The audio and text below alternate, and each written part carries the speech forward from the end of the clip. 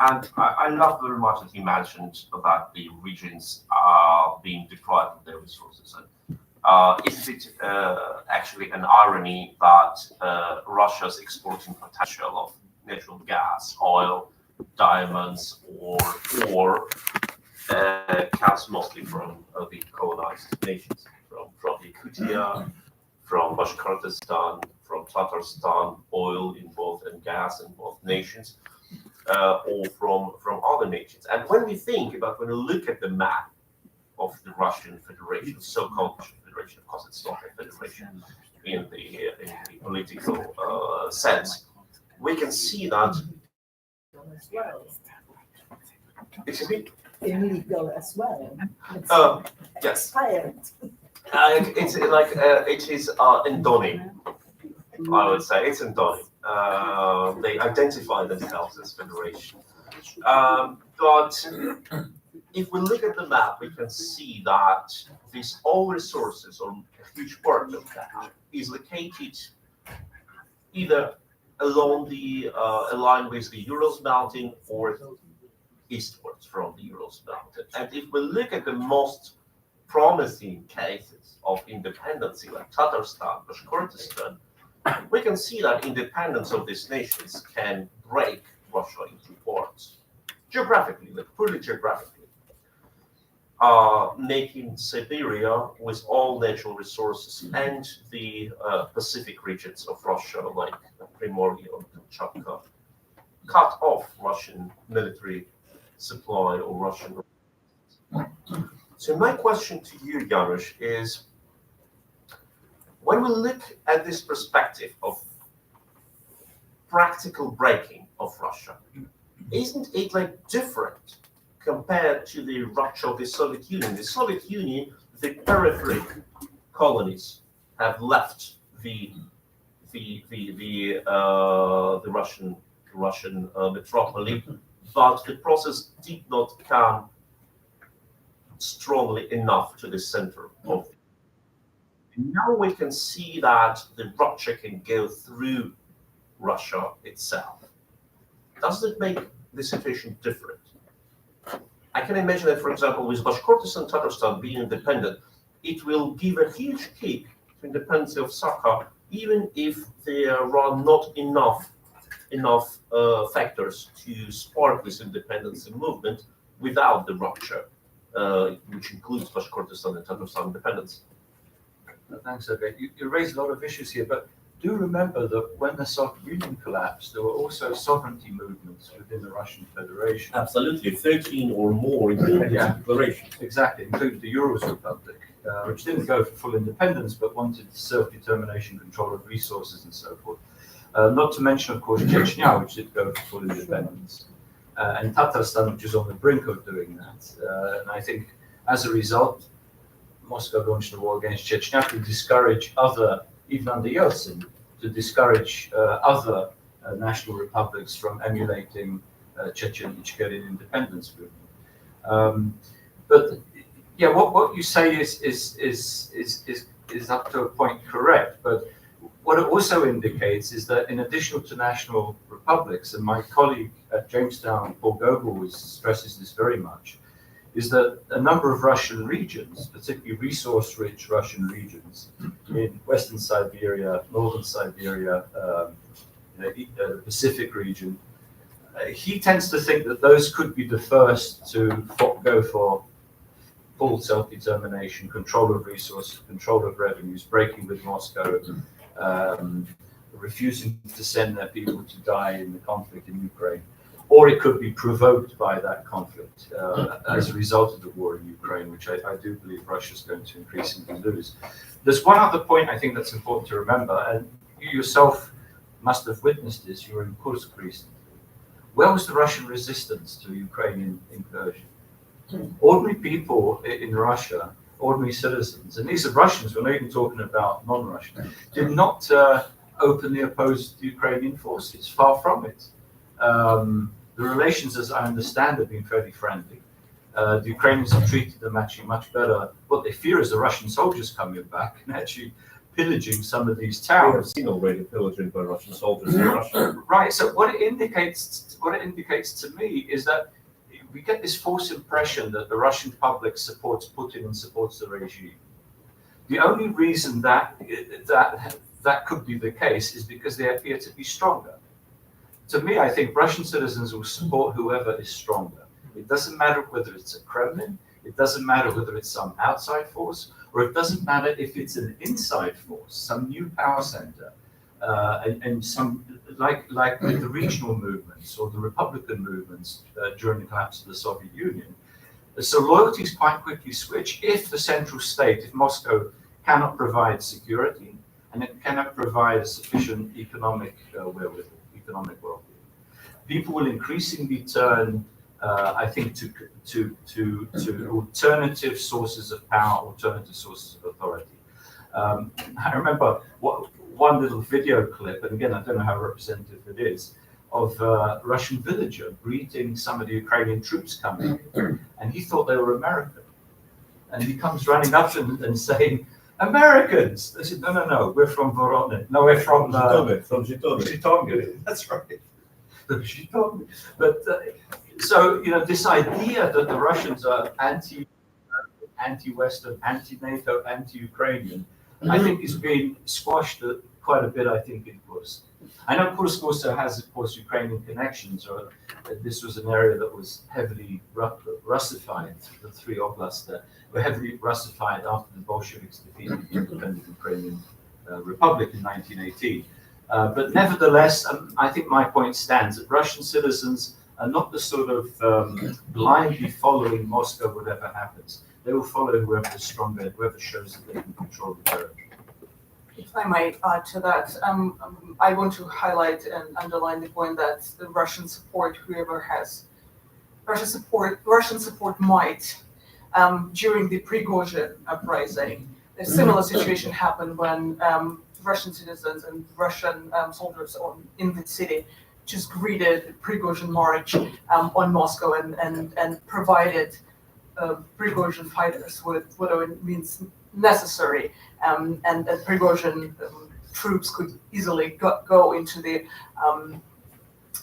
military base in Rostov-on-Don. So this idea that, Russians would support whoever can control security at the moment, is, I think, was widely proven during the Russo-Ukrainian War, and in particular with the Ukrainian incursion in Kursk region and with Prigozhin march on Moscow.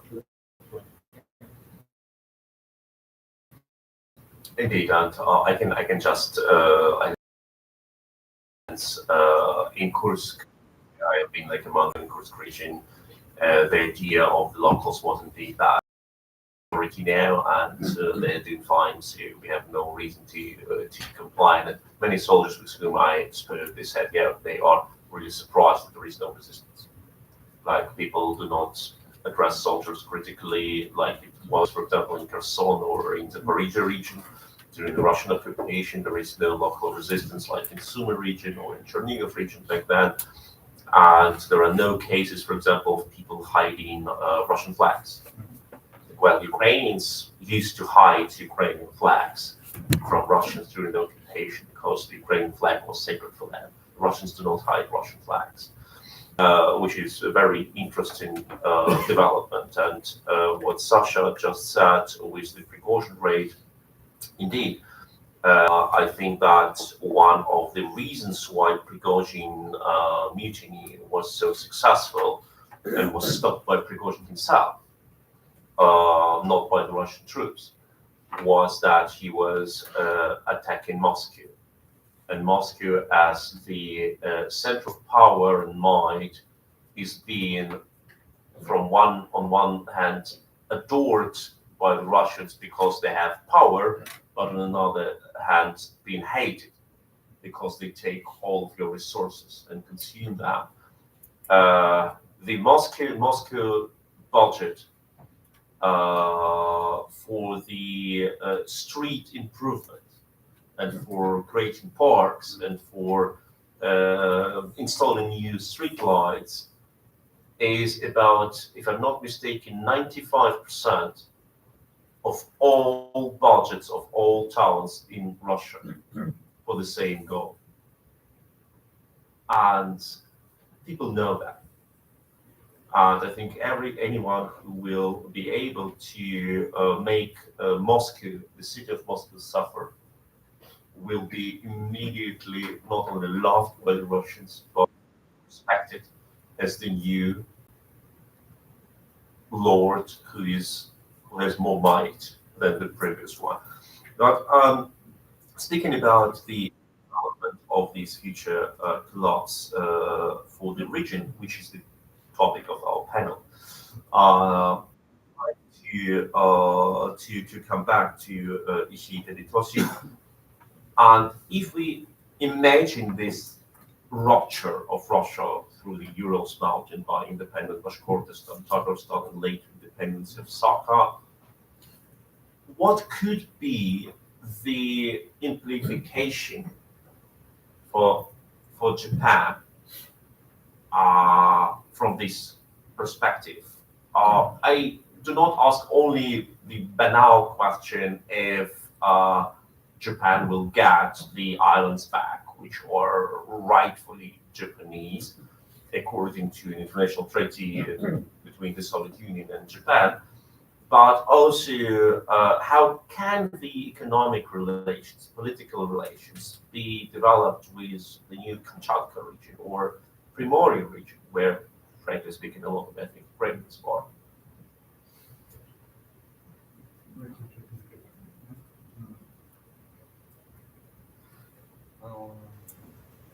まあ、日本は新しいインディペンデンスカントリーと友好的な関係を、非常に友好的な関係を築けると思います。I believe that Japan can establish 友好的なね。friendly relation with independent states. まあもちろんご存知のように日本は資源のない国なので、資源のある国でない。Japan doesn't have resources, natural resources. 非常に日本にとっても助かるし友好的な関係は築ける。So that will be helpful for Japan as well. 問題はどこが独立してどこが独立しないか、ロシアがどういう崩壊の仕方をするかということです。The problem is which region or nation states get independent and which don't. で、日本はとしては自由民主主義の価値を共有する国であれば大歓迎だ。Japan will welcome any country, independent nation that welcome the value of freedom and democracy, rule of law. だけどそれはチェチェンである、西側のチェチェンである、東側のサハである、それは歓迎する。Yeah, whether it's Chechen on the サハ、Saha. すべて歓迎である。Whichever side. しかし、ロシアが先ほどから議論がなっているように、ロシアがどういう形で崩壊するかということについて、やっぱり問題にしておきたいと思う。As we have discussed so far, what matters is ロシアがどういう形で崩壊するか。in what Russia ruptures. 私はこのフォーラムで何回も同じ話をしてて申し訳ないけど、もう一回ブダーノフの話をさせてくれと。I'm sorry that I'm repeating this every forum, but I have to talk aboutブダーノフくらいのダイレクターを言ってほしいです。彼に対して悪い、彼は頑張ってると思うし、いい人だと思うけど、悪くI know that he is doing great, and I'm not personally attacking him. 彼のバースデーケーキの話をさせて。But it's about his birthday cake. 彼のバースデーケーキはロシアが3つに分裂していた。His birthday cake was divided into 3 parts. で、西側3分の1がロシア。And 1/3 the west side is ロシア。 Russia. 東側3分の1は中国だ。And east side is China. これは日本にとっては最悪なんだ。And that's a bad scenario for Japan. 台湾にとっても最悪だ。It's bad for おそらくアジアの誰にとっても最悪だ。probably bad for all Asian nations. そう。だからロシアがどういう形で崩壊するか。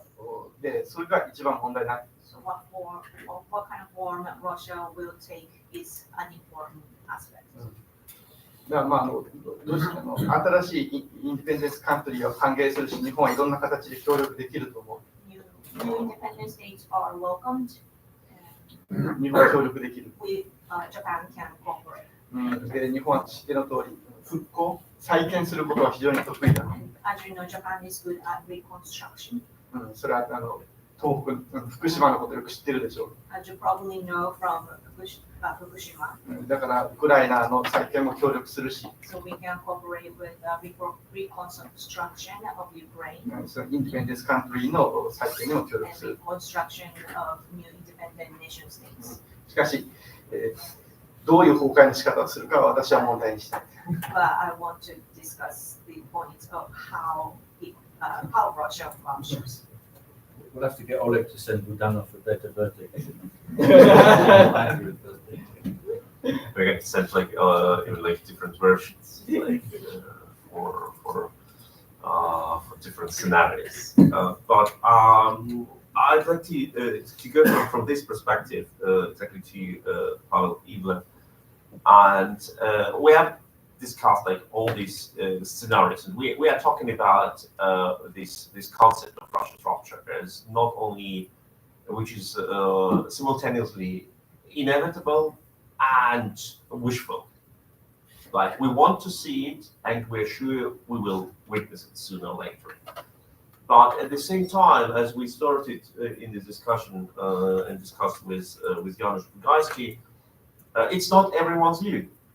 And it's not everyone's view in the West, but it's also not everyone's view in Russia, and not only in Russia because of, let me say, like Russian propaganda, when people are being brainwashed, like Sasha described, but also among the Russian liberal opposition, which opposes the very idea of Russia's decolonization. I remember being 2 weeks ago in Prague at the GlobSec conference, and I was visiting a panel in the main hall where Mikhail Khodorkovsky was speaking, of course in Russian, the only person at the whole conference who was speaking Russian.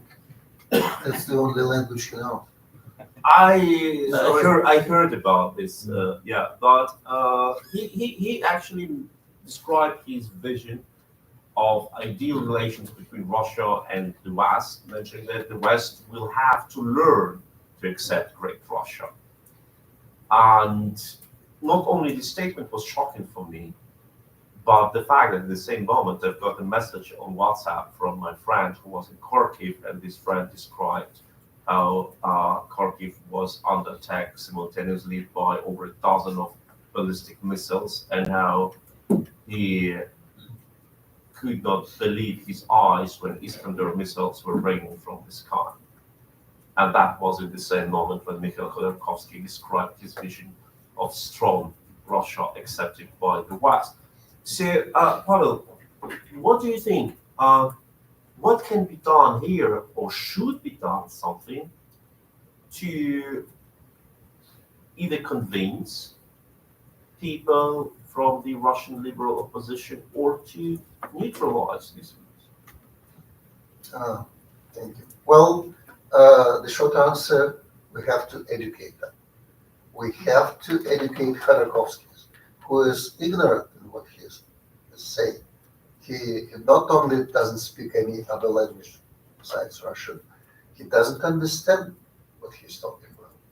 Forgive me, and I've been his lawyer for 20 years. I know him personally quite well.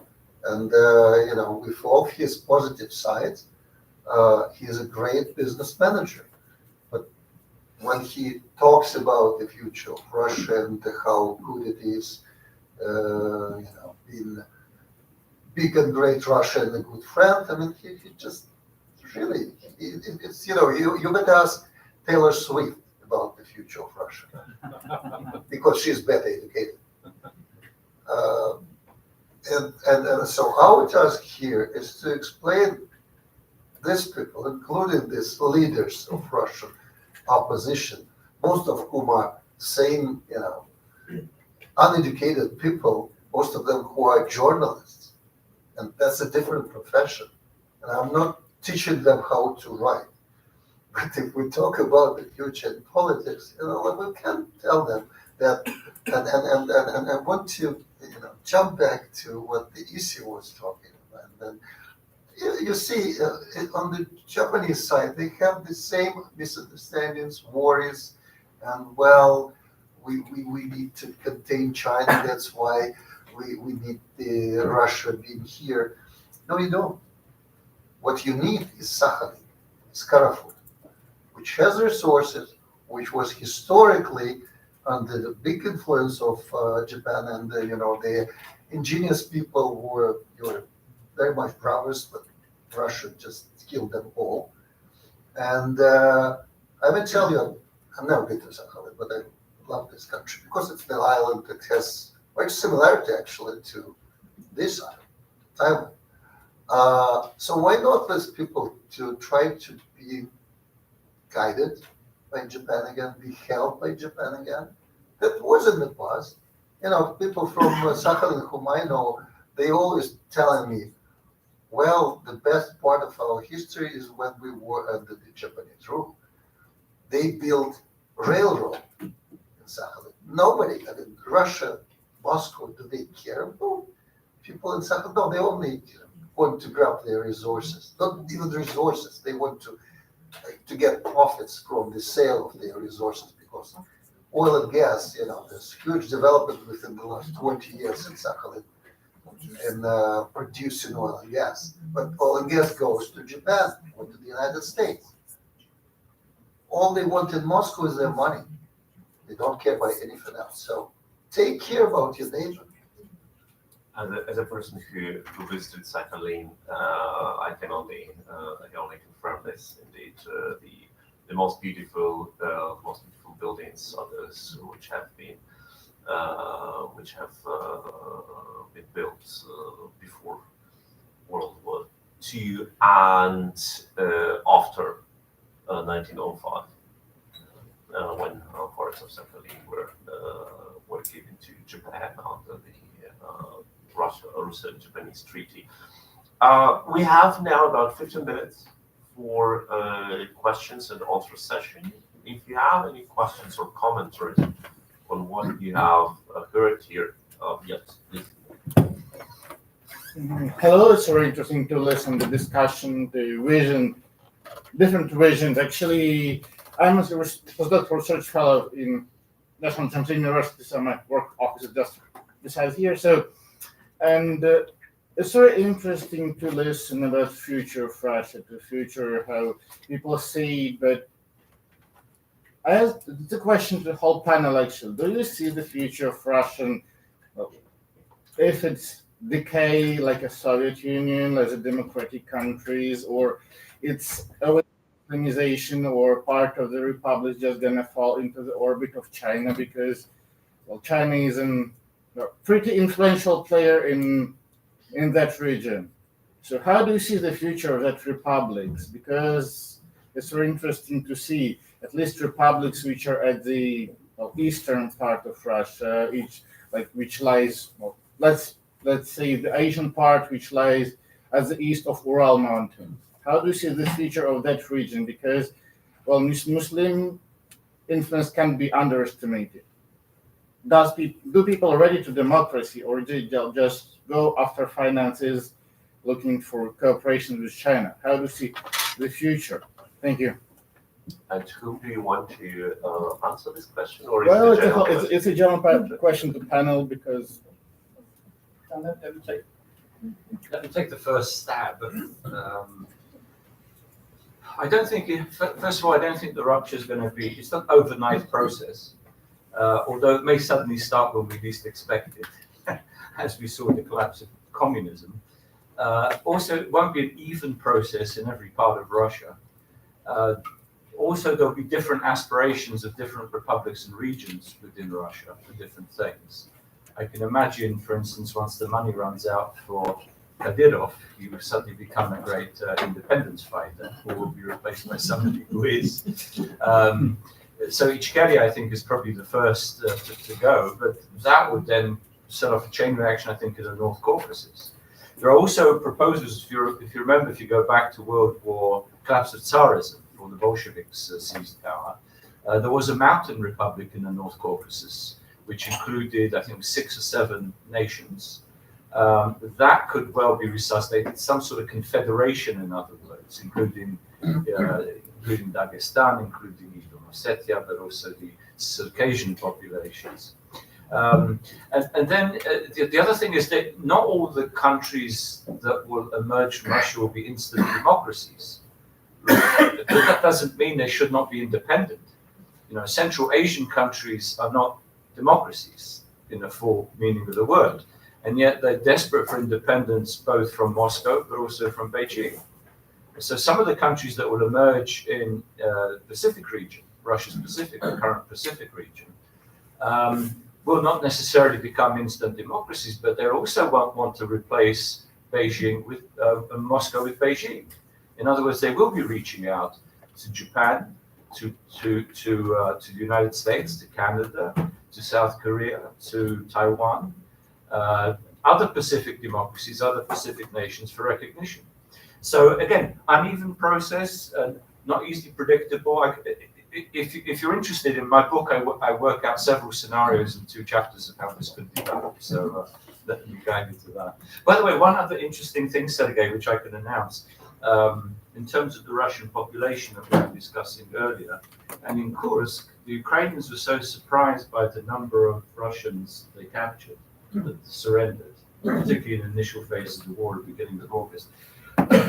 They didn't know quite what to do with them. So the Ukrainian services. So they approached my publisher in Kiev, who has also published my book both in Ukrainian and Russian.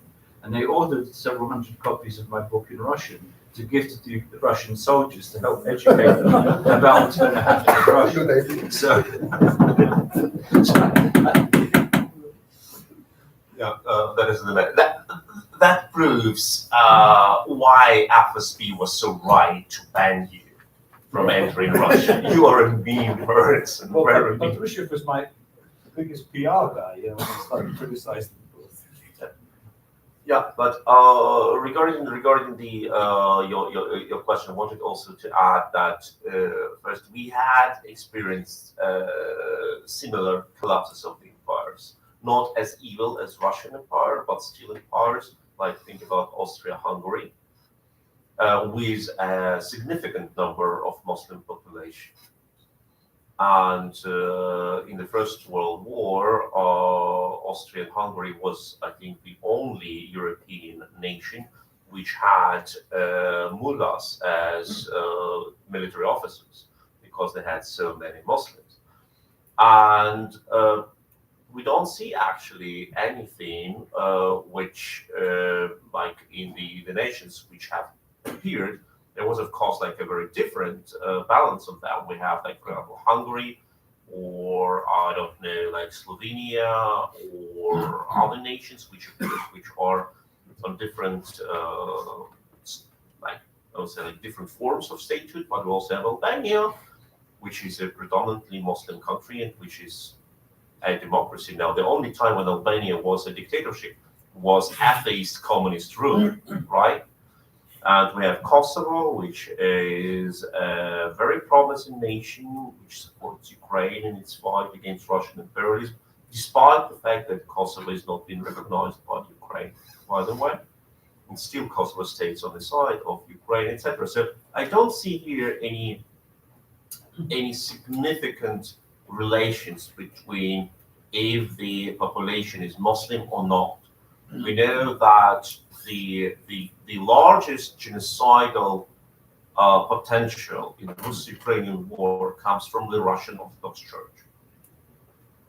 And they're anything but Muslims. And in my heart, I believe that they don't believe on any gods, in Jesus Christ, no way. But still, like, this is the most genocidal power which explains it and which pushes for these genocidal wars. So I think that that what you said, Janusz, is absolutely correct. Nations will appear which will go more or less democratic ways, but even non-democratic countries will not be able to start a genocidal world war like Russia can do now. That is the because I couldn't see you with my. at this debate, but with Russia, the chances for democratization in any of these republics and regions are zero, whereas without Russia, those chances grow enormously. Absolutely. And we have another question, or I wanted to. yes. Well, first to our Japanese panelist friend. Well, I listened to your statement on Prime Minister Abe's policies and meeting with Putin. I think that part of this was obviously linked to Kuril Islands and negotiating the territorial issues. But I also remember first policies or earlier policies of Prime Minister Abe, the cooperation arch with Eastern Europe, Central and Eastern Europe, and it was rather to keep a leverage on Russia than to support Russian policies, I would say. So I think that there are nuances there, and Japan is well being to accept inevitable. And in my opinion, inevitable is the result of war waged by Russia, and that we have to remember, on Ukraine. It is surely in interests of the collective West, and it is simply to recognize the existing international order. We have to help Ukraine with all our force, whatever possible, because otherwise whole world system is to collapse. If we allow with any bad deal keeping status quo or stability for this kind of aggressive policies, genocidal policies to win. Yes, I know I may sound naive, but I'm less naive than it appears. I've lived through many situations already in my country, in Poland, that were not or difficult to imagine, and still we are used to also to look on unknown, potentially chaotic situation as a chance for survival, for chance for development, chance for peace. And I think that for many nations within Russian Federation, it is the same. For those, including Taiwanese, I noted statements, interview by President of Taiwan, as well on eventuality of PRC claiming territories of Russia. And I understand that yes, Taiwan may look on this balance of power between Russia and PRC as a potential threat in making China stronger. I do not think so. I think that China actually, although with all these characteristics as presented by Pavel, is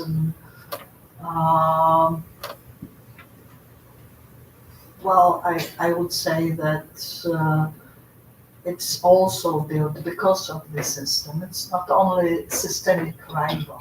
I know the nature of communism, even with a very good or reform or modified economy. It is not sustainable and kept by slave labor and genocidal actions. It's not only vis-a-vis Uyghurs, there are many other issues as well. So I think that collapse of Russian Federation after war waged on Ukraine. It was a whole series. We have to remember this mafia state.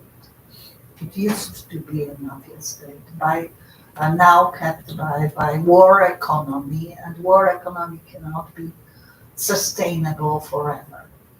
So sooner or later it is to collapse. And most probably, I think that either real policies of PRC are to change, and the system is to change, or it is to follow. But yes, I agree, it may be dangerous for the world, and we may see variety of very difficult situations, but absolutely, I think that we are past the period of stable balance of powers now. Thank you so much. And I also can add that after the collapse of the Soviet Union, even the worst dictatorships which appeared in some of the countries like Lukashenko's Belarus never dared to start a war. The only war which started not directly by Russia was the Azerbaijani-Armenian war for a border region, Mountain Karabakh. First proxy war. And it was pretty much sparked by Russia. All other military conflicts or wars, they have been started by Russia itself. So neither we have witnessed Kazakhstan, Uzbekistan war, or Kyrgyzstan, Tajikistan war, nothing like that. So here, I can assume that also the Russia's collapse will be much more peaceful than we can imagine. Do we have any other questions? Yes, please. And I'm afraid that it will be the last one, as we are coming to the end of this session. And if you have any questions, then please do it further during the coffee break, please. Thank you for this very interesting panel. I guess my question is more to the speaker from Bashkortostan. I'm curious about how do you assess the sort of change of definition from nation state to political identity? And when I say this, I'm thinking of both Ukraine and Taiwan. As you know, in Taiwan, we have revisited sort of what it means to be Taiwanese, including, indigenous people, different speakers of different languages, the colonial part from Japan. And in Ukraine, there is also sort of state project to redefine Ukrainian identity, not always linked to necessarily ethnicity or Ukrainian language, but for example, including Crimean Tatars. So I'm curious in what I'm sure you're monitoring, for example, in the Bashkir sort of discourse on how to define an independent Bashkir state, to what extent there are, I would say, healthy conversations that would say we need to redefine our identity and not completely link it necessarily to Bashkir ethnicity and language, but of course in an independent Bashkir state, there will also be people of different nationalities, different religions, and to what extent those discourses happened or not. Thank you. That's a difficult discourse to have, and unfortunately it's not happening to such an extent that it should be. And as a person of mixed heritage, I personally know how difficult this conversation could be, because you need to, as in many other Russian regions, the population in Bashkortostan is very mixed as a result of the forced resettlement. And so we have Bashkir people, we have Tatar people, we have people of mixed marriages, and we have people who were forced to move into this region regardless of their ethnicity. And at the moment, these ruptures between different peoples are quite huge and visible. For me, as a person of half Bashkir, half Tatar with a Russian name and surname, that was a big difficulty even when back in my school and university years to kind of associate myself with any of the groups. And so, but that's the problem, that the reason why those discussions are not happening is exactly because Russia doesn't want that to happen. And so I'm not sure who should initiate those discussions, because as a colonized nation, Bashkir people do need to decolonize themselves and decolonize their landmines. And that's a little bit difficult to do when you're still in the region. So I'm not sure if those discussions should start from within, by Bashkir people living abroad who have access to more information and who understand the process of colonization and decolonization better to a certain extent. But those discussions are definitely almost non-existent in the region. At the same time, there is definitely an understanding of the Bashkir people as an individual nation, and again, the other side of this very well-defined identity that doesn't allow anyone from outside to get in is that the kind of Bashkir people knows what belongs to them. And so if the question is, okay, once the possibility of becoming independent arises, would they be able to kind of define themselves and say, this is our territory, this is our economic resources, and we are independent? Yes, there's definitely this understanding of what belongs to Bashkortostan and what doesn't. And maybe it can also be, as we have witnessed in Ukraine, being also triggered by the process, being triggered by Russian pressure. You know, like in Ukraine, before the full-scale invasion of Russia, at first before the Maidan, the first Maidan, and the Russia's pressure, and then before second Maidan and Russia's annexation of Crimea, the understanding of how valuable Ukrainian languages and Ukrainian sovereignty is was not that spread as after. And we have seen like how Ukrainian population switched to Ukrainian in like quantum leaps in 2014 and then in 2022. So can this happen also in Bashkortostan as a reaction, like as a separation from an oppressor? It could happen, absolutely. I just wish that it would happen before this external shock. And I must admit that Tatarstan is doing a better job in that, because I happen to look for online courses of the Bashkir language, the language that my grandparents spoke, and I do not speak due to the rapid changes of the educational system in the region. And there are a few online courses of the Tatar language and almost none on the Bashkir language. So there's clearly still a missing idea that you need to be more proactive in protecting your own identity and in protecting your own ethnicity. So yes, a external shock might trigger that, but I wish that would be more organic and a bottom-up approach. Re-emergence of ethnic identity. A great point. If I could just briefly add, well, one of the starting points, one of the ingredients, I think, for reconciliation, or let's say coexistence in the future state, would be to acknowledge how Moscow is trying to divide Bashkirs and Tatars, even in the recent census, in terms of the size of the Tatar population, size of the Bashkir population, both inside and outside the Republic. Because remember, we tend to think of the number as those living within the Republic. There's also many that live outside the Republic, many of the native populations. So that, I think, will be one major ingredient in any kind of reconciliation, whether within Russia itself or amongst the emigrating community. Amazing, thank you. I'm pretty sure we could have continued this discussion for another hour, but coffee break or even lunch break is waiting. So like missing the orientation in time due to jet lag. Thank you everyone for having participated in this discussion. Pavlo Ilev, Ingrid Maya, Ishi Heditoshi in the Pacific Human Rights Informational Center, Janusz Bugarski, Jamestown Foundation, and Sasha Ostanina, the European Resilience Initiative Center. Stay tuned if you look us at the YouTube broadcasting. I hope there are those people who do this, and do everything you can to help Russia to collapse as soon as possible. This will be good for everyone, not only for Russia's neighbors, but also for the nations who live in Russia, not only colonized nations, but also the Muscovites themselves. The Muscovites themselves. Thank you.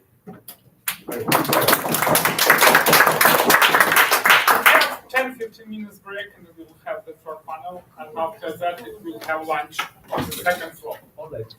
After the third panel, right? After the third panel. Why?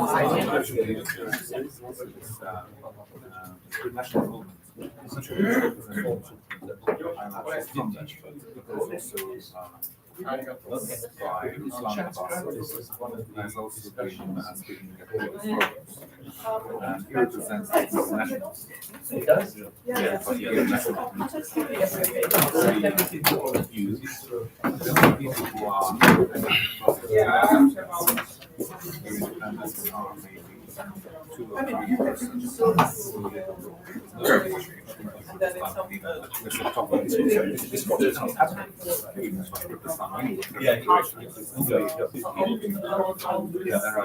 It takes like a couple of hours a day. Sometimes like it makes mistakes, of course,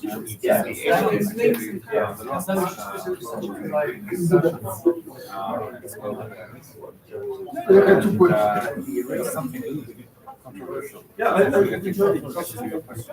Thank you.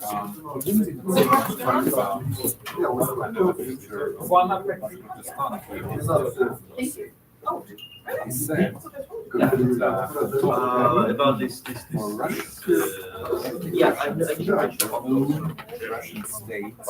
I'm Oleg. You're Oleg. Nice to meet you. Yeah, nice to meet you. You're a friend of Dictatorship. Nice to meet you. I'm IP of Taiwan. So Yeah. I'm in panel 4. Yeah. So Oliver Sorry? loaded. Yeah, Oliver. Do you want to? I could interrupt you. These are So I actually can't see the context of Russians, not exactly like yeah. Well, there was a very good answer to this question. But especially the national movement has not sending in a substantive way, but also in because I think it was not very well communicated. Like this idea that Russians stay for Russia. My personal impression from Bashkortostan was when they there last time in 2019. I saw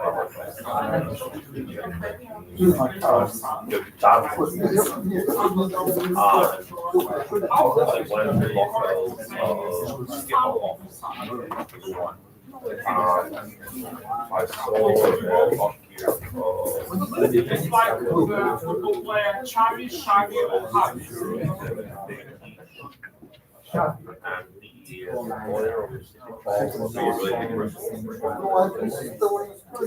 With respect to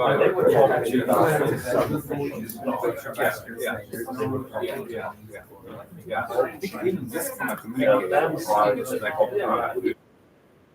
national movements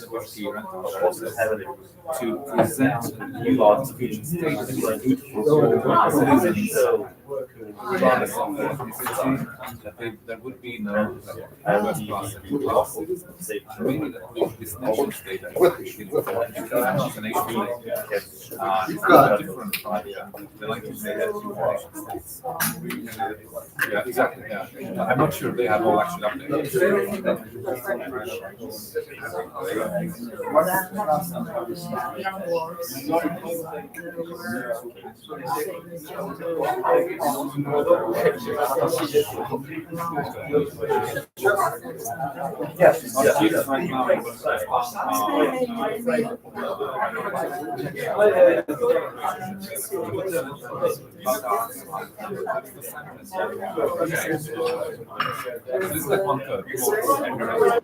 So, the only way how Bashkirs should become a Republic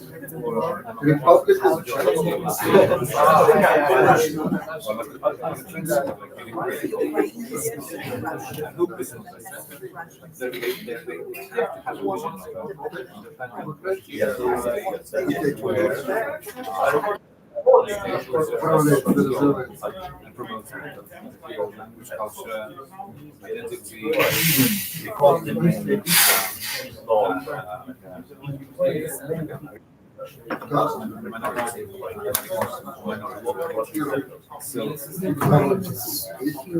Yeah.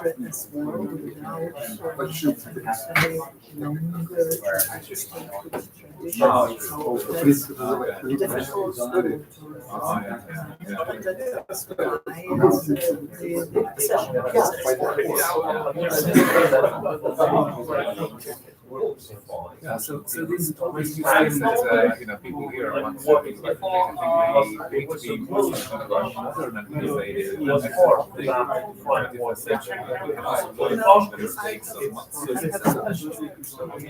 and otherwise it's actually just like going from one man to another, and this is it's not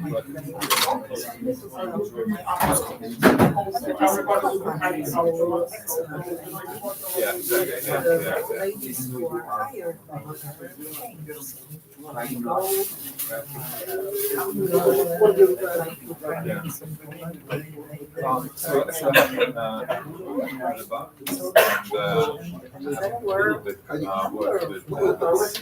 From the west, from here. Eddie, I mean, so I know Eddie. We interacted during this international year.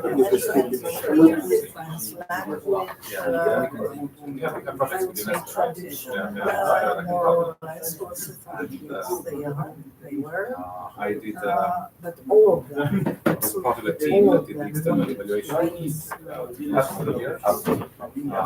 Nothing else, no sentence.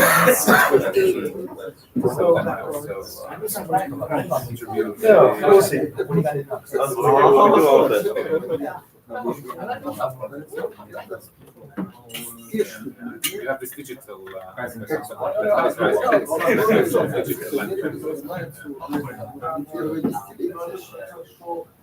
you're one of the few organizations that actually has set up a good collaboration with UNESCO. Because UNESCO is notoriously super organizations, either like they want to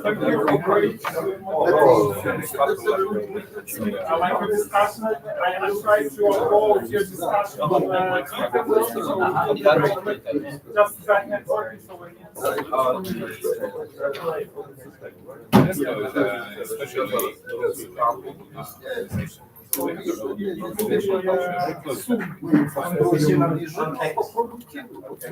Саша? Саша?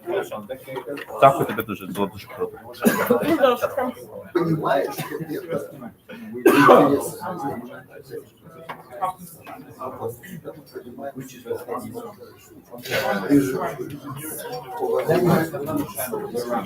соседи поддерживали демократию, нечаянно Северной Корее. Глобально. Yeah, I've never been in this one. You don't want to moderate that.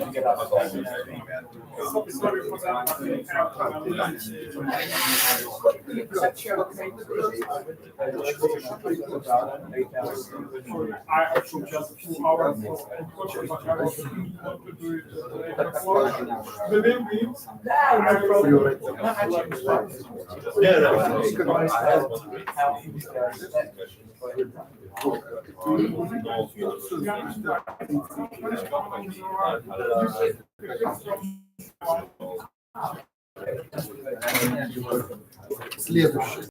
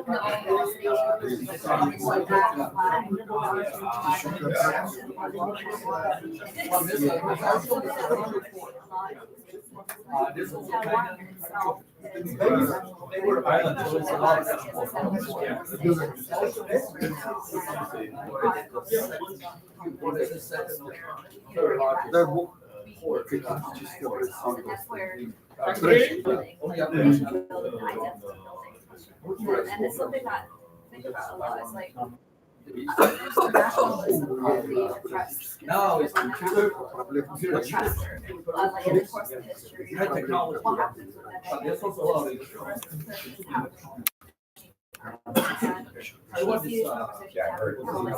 You're pretty tough. That's why sometimes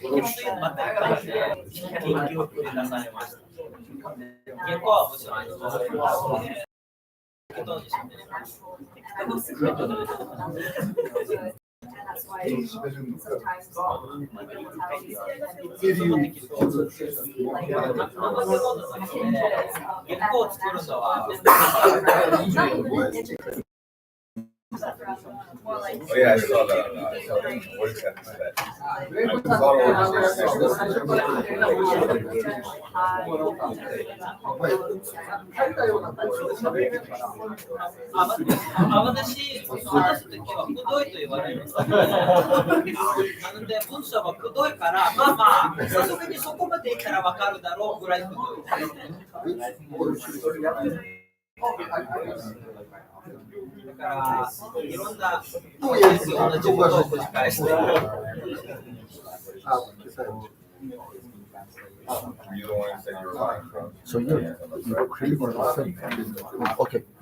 So the idea is that our summary, so examine, we could use it for journalism. Okay. And then also our video on the Twitter.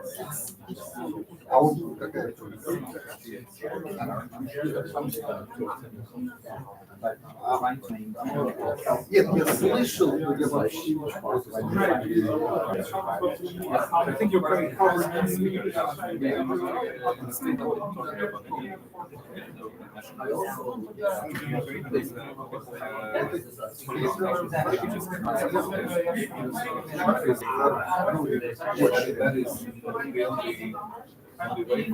Это не Запад, это Запад. Это считается Запад.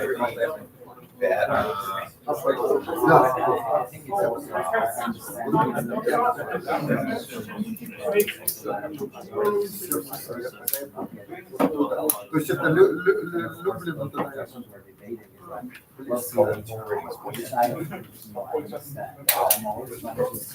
Нет, я думаю,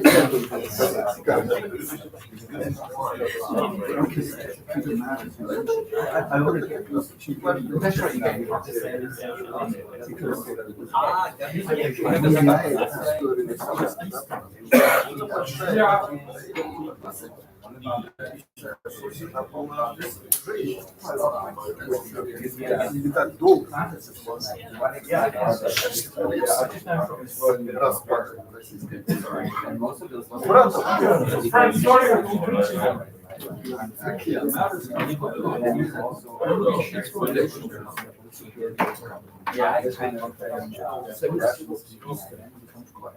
Да, но тем не менее, сейчас, да, вот если бы не было этой было бы революция, на самом деле.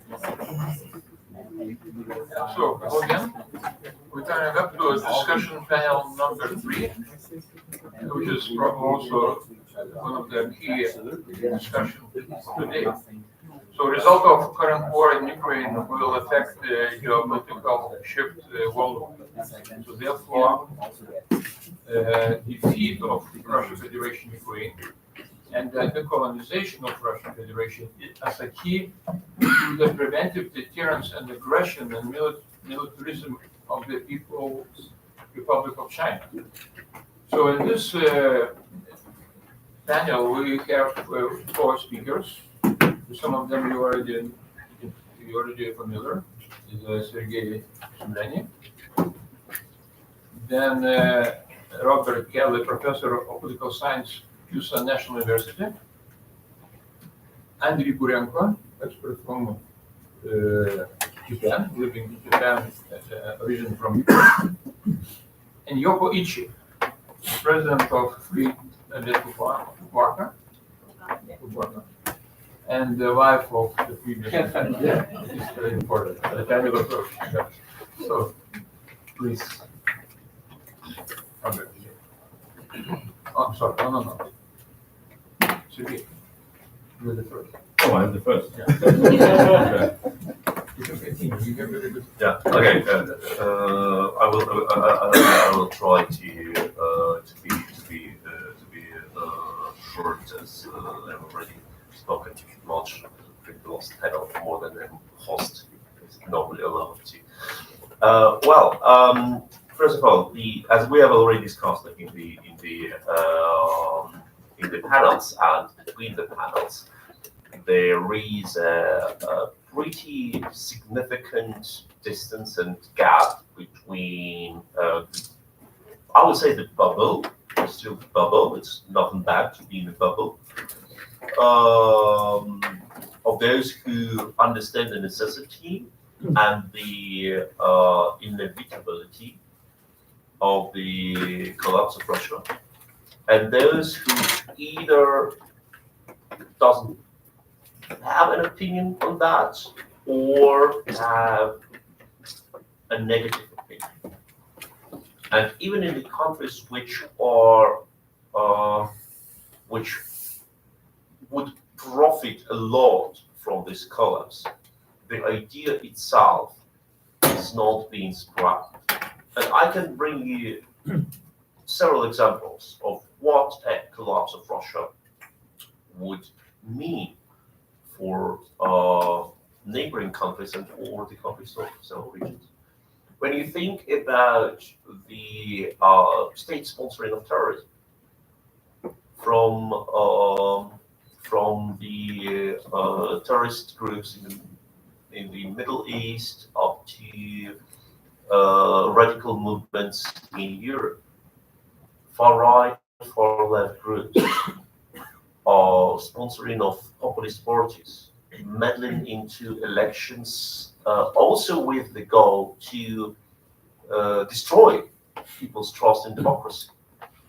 Russia's biggest goal of Russian propaganda, also in social networks, is not to convince the population of Germany, the United States, or other nations in something.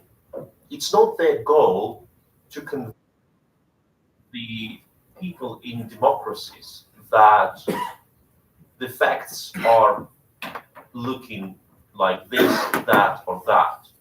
Russia's goal is to convince the people that there is no truth, that there is no facts, that democracies are not different to autocracies, that there is no moral reasons for acting like this or that. They want to erode our trust in our values. And if you cut Russia's source for this propaganda, you will be surprised how less polarized discussions in democracies will be, and how less of the radicalism, political radicalism, suddenly happen in our nations. If Russia collapses, the pressure, economic and military pressure on the neighbors will be much lower and maybe will not exist anymore. If we think about how much money the European Union now desperately needs to invest into military budgets, and some nations like Poland, who are on the edge of on the front line of this confrontation, already invested. Just think about 4 up to 5% of GDP in Poland being invested into military needs. And it's a good thing. I don't criticize it at all. I adore the decisions of Polish government to do so. But if you think that these 5% of investments would not have been necessary without the Russian military threat, and this threat will not exist if Russia collapses, even if some nations, new nations, will be authoritarian, they will not be able to threat the world with their aggressive politics. So this is the paradoxical development which we need to address in our discussions to those who do not believe in Russia's collapse or do not think that this collapse is possible or that it is good. Russia's collapse will be a good thing for everyone, and it does not increase the risks. It significantly decreases the risks, starting from environmental risks. Just think about the consequences of the Russo-Ukrainian war in terms of environment. I understand it is not the first thing we think about witnessing the genocidal actions of the Russian army, but think about the ecocide which Russia commits in the region. Think about the amount of the CO2 emissions. I understand it sounds a bit cynical, not a bit, it sounds pretty cynical when we are talking about CO2 emissions in the face of mass murder of the Ukrainian nation by the Russian army. But this is what also affects us all.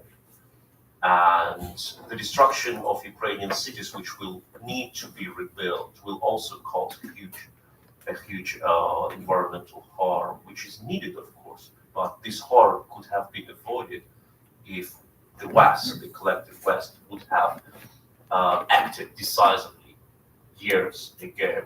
So here I see a lot of good consequences of Russia's future collapse and very few negative risks.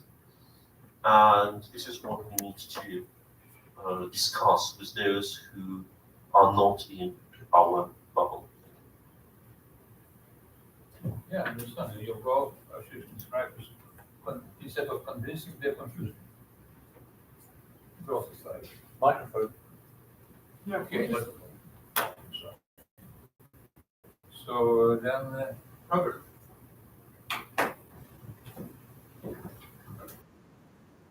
Hi, my name is Robert Kelly. I'm an American. I live in South Korea. I work for South Korean University. My area is national security, really, in East Asia. I'm not a Russia or East European expert, so I can really speak to the impacts, the second-order impacts of the conflict here in East Asia. I don't have much direct insight into whether or not Russia will survive the conflict intact or what might emerge from it or something like that. I have some thoughts on that, but I share the normative sympathies in the room, but I can't really speak to the empirical likelihood. I think the primary concern in this sort of argument about, will there be an impact in East Asia, right, of the war, is that assuming, let's say, a Ukrainian victory or at least some kind of stalemate, which forces some measure of Russian retrenchment, whatever. I think the hope is that there will be a demonstration effect on China, particularly regarding Taiwan, but more generally around China's maritime pressures, right? Most of Chinese revisionist attempts seem to be on its Western maritime tier, right? South China Sea is the other one, of course, right? Some on the East China Sea and so on. But I think that's really the hope, right? That was the feedback. One autocracy on the march and kind of signals to others that they shouldn't do this either.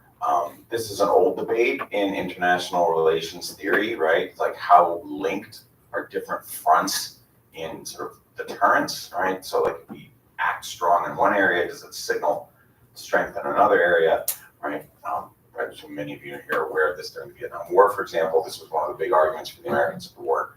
The South, even after it became pretty clear there wasn't much to win in the conflict, the big argument was we have to stay because we have to take a bloody nose here, because if we do, then we discourage the Soviets from moving on Berlin or something like that, right? That turned out to really not be correct.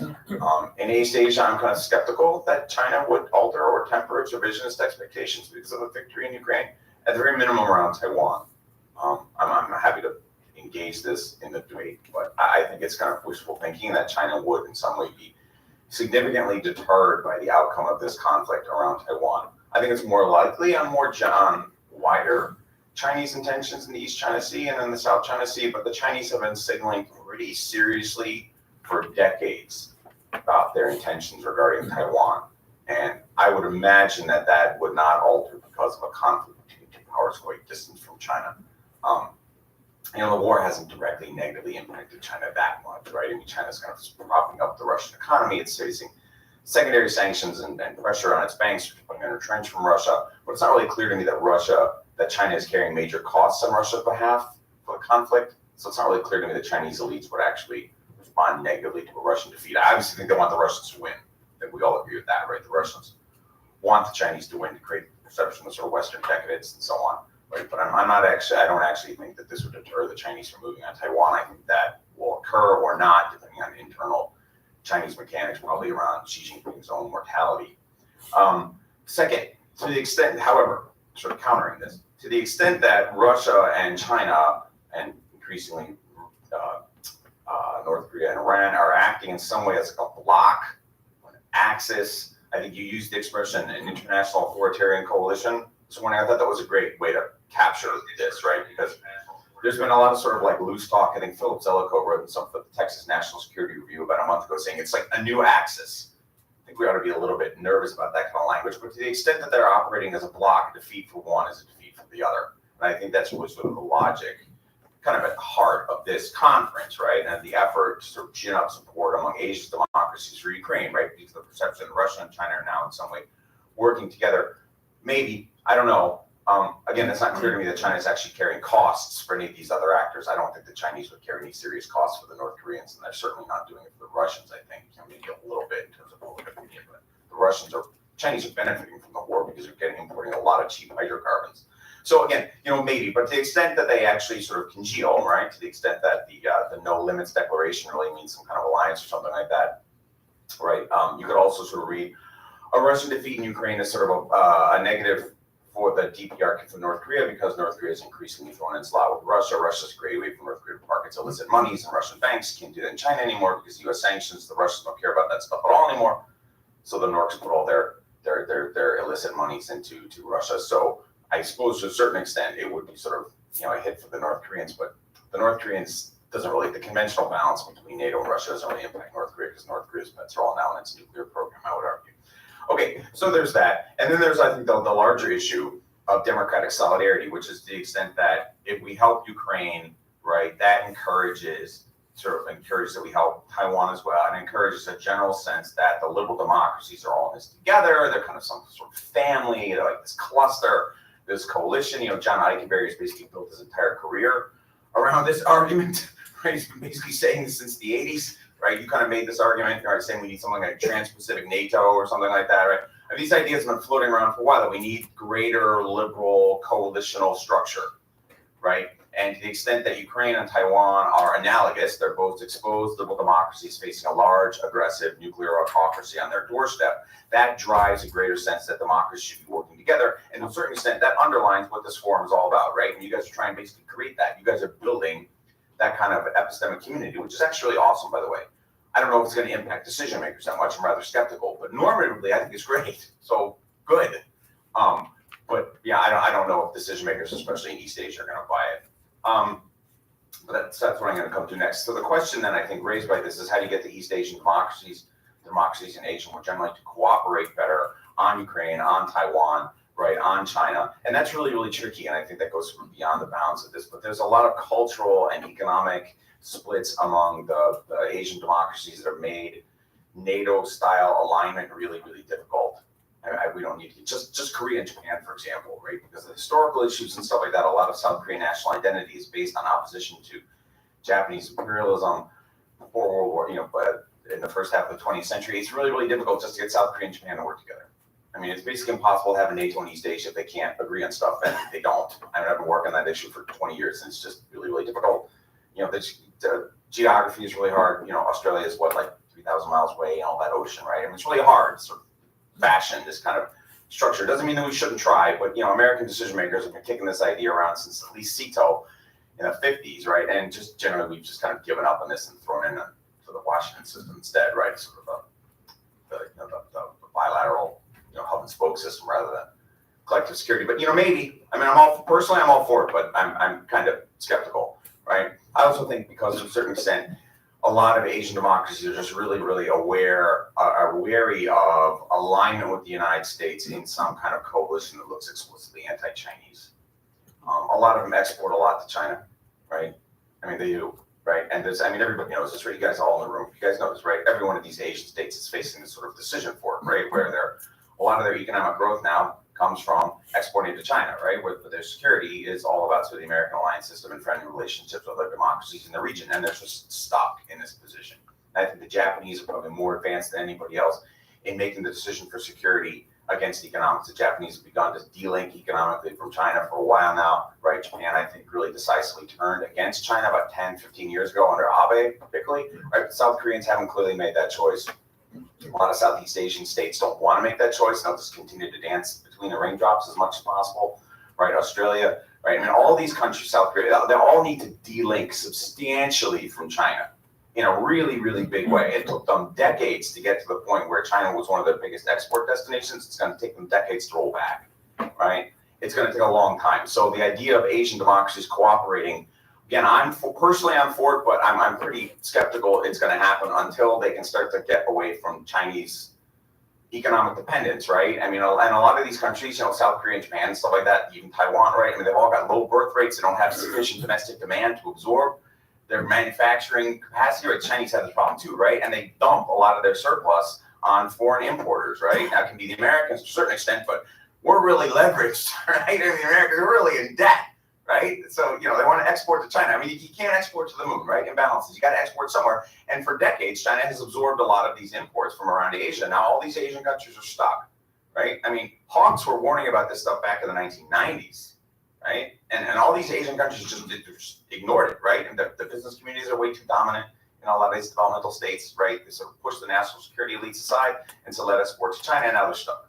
And it's going to take a long time to fix that, right? And I think that's why you guys have had so much trouble getting East Asian democracies to help Ukraine, because they're really, really wary, right, about jeopardizing these economic relationships with China and with Russia to a lesser extent, but certainly with China, to the extent that Russia and China are now operating as a clique or a bloc or a duopoly or whatever. Okay, so that's tricky. I would also point out that I think East Asian elites are going to be really, really wary of language like decolonization, breakup, and so on, right? And you and I were talking about this during the break. My sense is that countries like South Korea and Japan are just not going to go along with that stuff, right? They are going to be just terrified of that kind of radical, disruptive change, right? Again, I think it will be great, but I mean, empirically, I a lot of these countries are going to be really, really nervous. Just like one thing I work on a lot is nuclear weapons because of North Korea. But just the question of Russia's ICBM fields and its mobile launcher, what's the word? It's based the parking lot's basically where they park their mobile launchers, right? Where those would go, who would get control of that stuff, right? I mean, loose nukes has been something we've worried about with Russian breakup. You can go back to me when we're done, right? There's just so many issues that we can think of, right? I don't know. I would imagine that most East Asian states would be really, really nervous about that, right? I see this all the time regarding North Korea. The Americans in South Korea, we're always telling the South Koreans, be tougher on North Korea, take a tougher line, spend more on defense, do missile defense, all this kind of stuff. And the South Koreans like, we're living right next to North Korea, you're 10,000 miles away. If everything goes to hell, we're the ones who have to carry the consequences, and you just lose a couple bases and you lose a couple thousand people and then you leave, right? I mean, a lot of these East Asian states, they're just not going to come with us on full-blown anti-autocracy containment. They're just not going to come with us on let's line up against North Korea, Russia, and China all at the same time, right? And a lot of that is it's just realism. It's just geopolitical realism. I mean, I want that too. I say this stuff in front of South Korean groups all the time. I go to conferences all the time, and I'm like, if you guys don't come with us on Taiwan, the American alliance is going to blow up. The Americans are not going to stay in South Korea and defend South Korea if the South Koreans won't help us fight Taiwan. I say this all the time at conferences in Korea, all the time, and everybody kind of looks the other way. Everybody doesn't go whatever. Nobody wants to talk about this, right? Because it's just not what they want to do. It's just not what they want to do. And I would be really, really surprised, for example, the Japanese want to do this too. It's hard enough dealing with China, and you want to throw in Russia too. You want to throw in Russia, North Korea, you're in China all together as one big aligned block right across the strait. Maybe.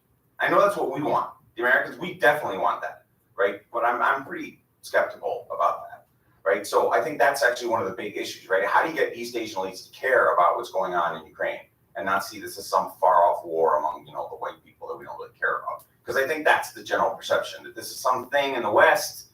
It's not really about us. We just want to export to China and sell car parts to Vladivostok and whatever, and we don't really care. Like when the Ukraine war started, South Korean president at the time was from the party of the left, and he basically didn't say anything. He said, his candidate in the presidential election at the time said the war is actually Zelensky's fault, and we can't. He said Zelensky said some bad stuff and encouraged the invasion, and we can't cut off our relationship with Russia because we export a lot of car parts and TVs, right? And the Americans were like aghast. And we actually had to threaten the South Koreans with secondary sanctions before the South Koreans got on board anti-Russian sanctions over the war. And we really had to arm twist the South Koreans just to get behind this thing, right? Okay. What else? The ICBM. This is okay. Right. So yeah. Okay. I think I've been talking for like 10 or 15 minutes, so I'll stop there. So yeah, basically, normatively, I'm all for it. But in terms of East Asian elites aligning, right, and really getting behind the war effort in a major way, I'm kind of skeptical on that. I think that South Koreans have been probably going about as far as they could. They provided the shells for the offensive last year. If the offensive had worked better, I think South Korean conservatives might have had a better chance to sell the war at home. South Korean left is absolutely opposed to getting involved in this thing. If they retake the presidency in 2 years, forget it. That's over.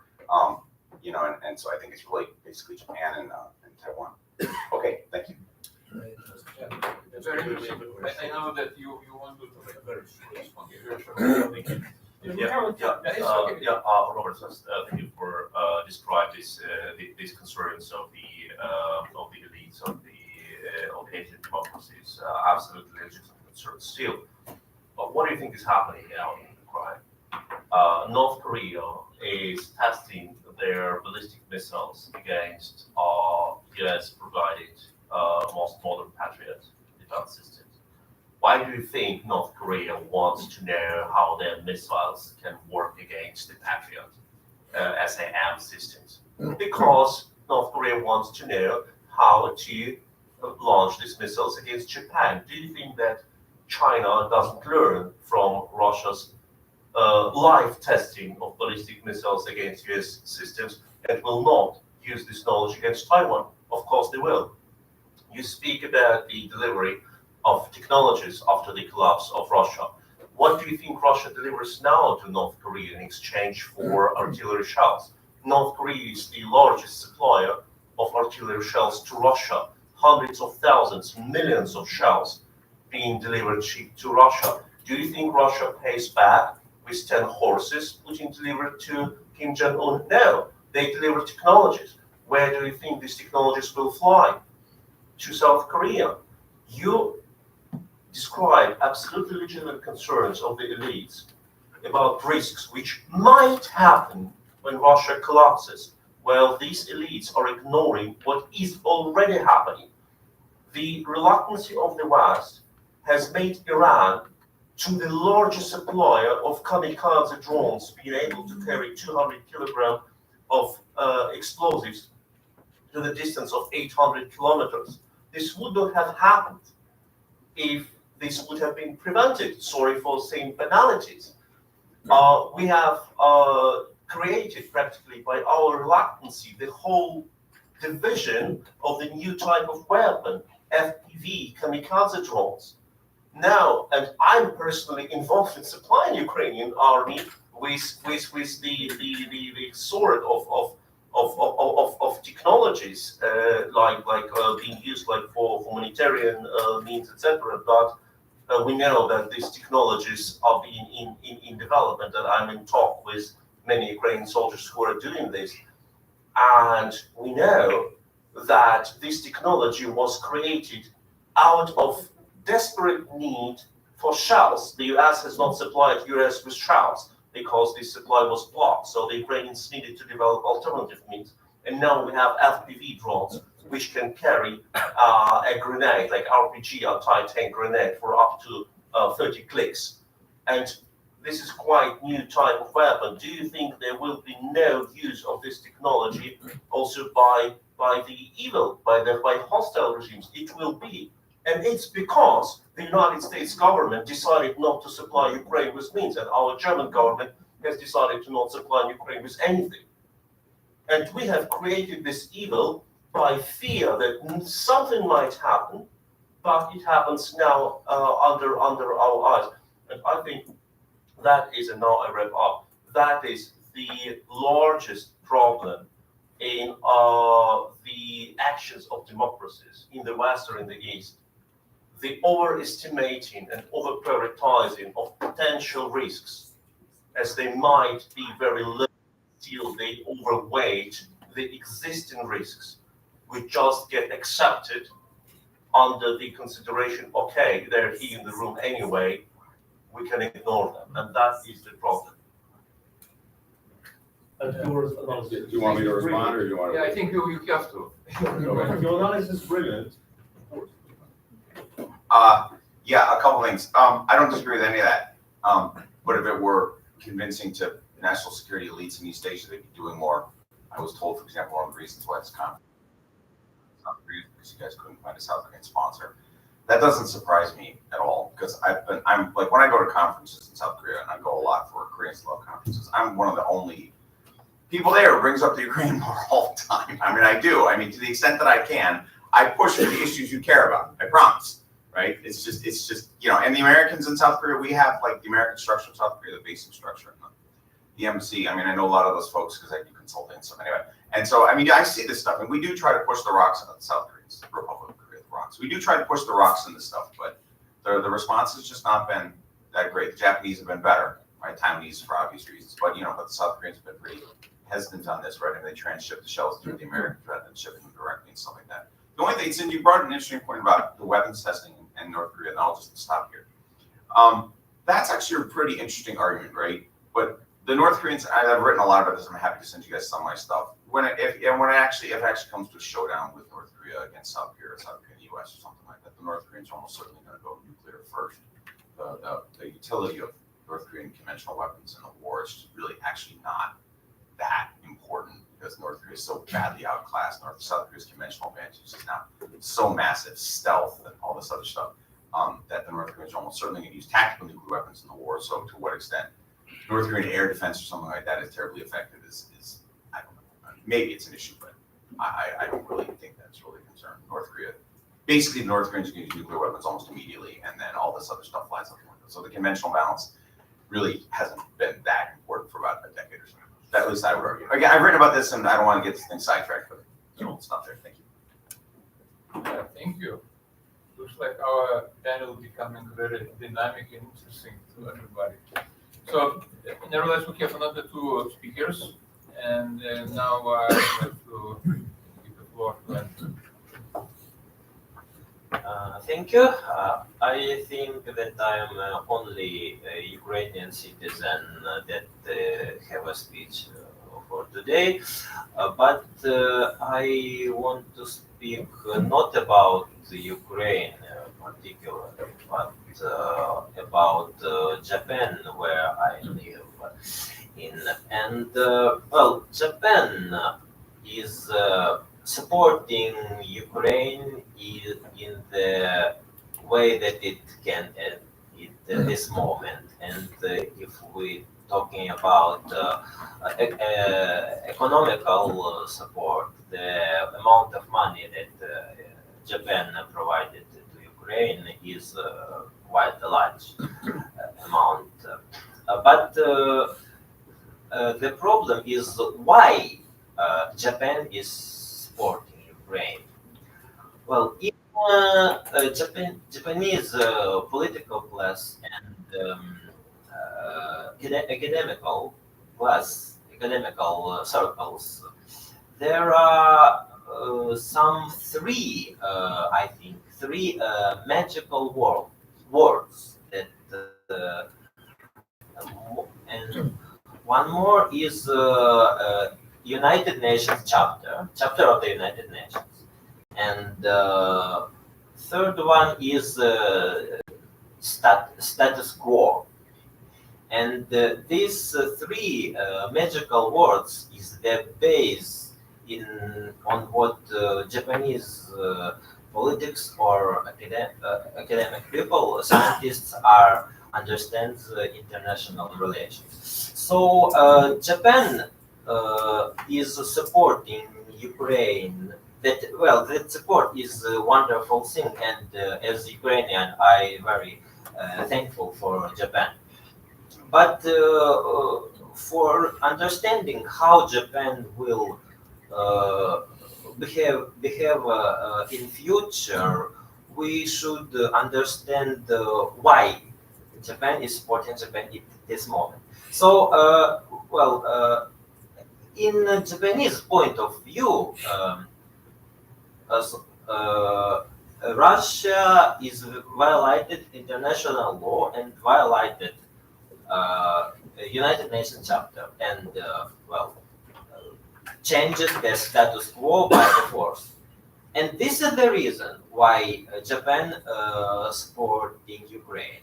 So because these three things are very, very important.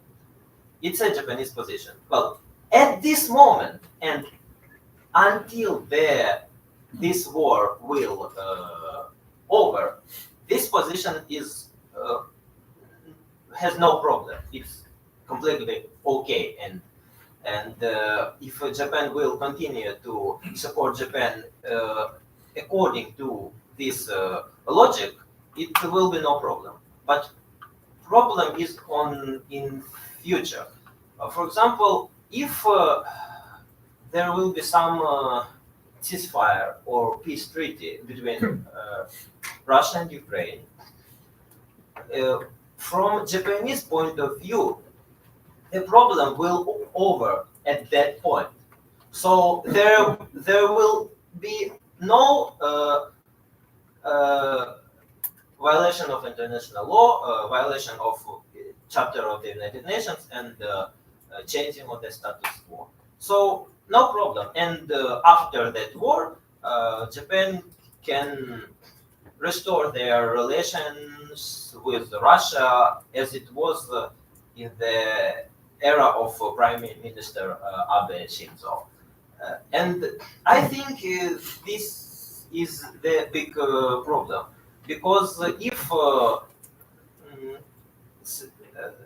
these three magical words are so great that Japan in any way cannot support this movement, our movement, because because the all people in this room want to change the status quo, and if Japan will continue to behave, build their strategy by this logic, Japan in any way cannot be the ally of this movement. So it's a big problem. Well, a very simple thing that at this point, the changing of status quo, that Japan will against that, for example, Taiwanese independence, because it's the change of status quo. Well, in Japan, this tendency is very clear, but I think the same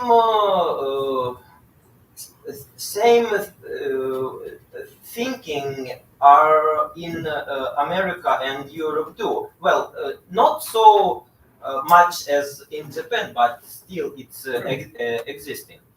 I think that to defeat the dictatorships and to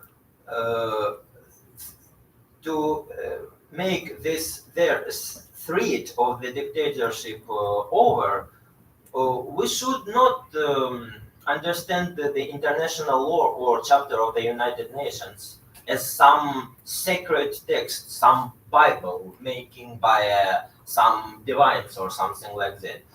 These texts are written by people, by human in the epoch after World War II.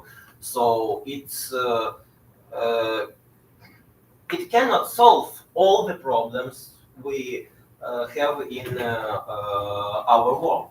So I think that the political and academical classes in liberal democratic states should understand the international law and the problem of the status quo more flexibly. So there is a bad change of status quo, such as aggressions of Russia against Ukraine and other countries, or possible aggression of China against neighbors, but to world better and more safer. For example, Taiwan independence, or for